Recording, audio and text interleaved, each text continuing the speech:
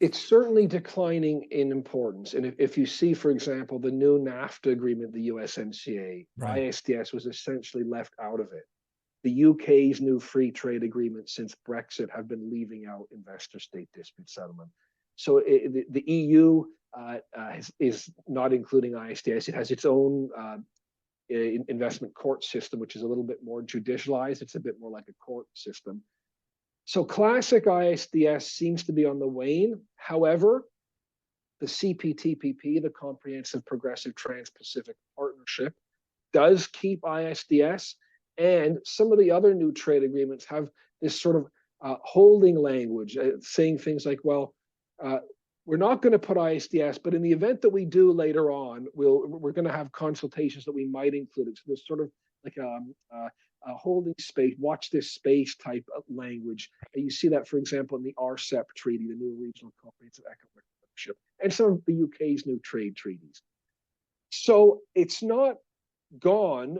It definitely seems to be less important than it was. And if I could make a general statement, I would say it seems to be disappearing from the investment treaties for which developed countries are partners.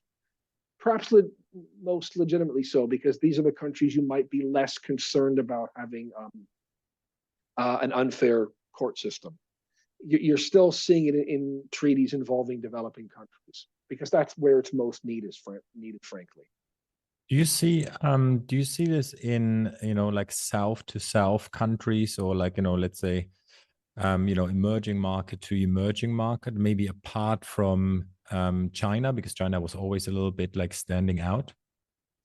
China doesn't seem to want to surrender ISDS, and that's really interesting, because China was a bit late to embrace it. It allowed ISDS, but only for certain kind of disputes. And now it seems to be one of the countries that doesn't want to let it go. Japan doesn't seem to want to let it go. South to south countries, yes, you are seeing it in free trade agreements with between developing countries. For example, in the new African free trade area, that has an investor-state dispute settlement provision in it. So it's not completely gone, but I think it's definitely beginning to disappear in the free trade agreements with investment chapters in the developed West, I would say. Right.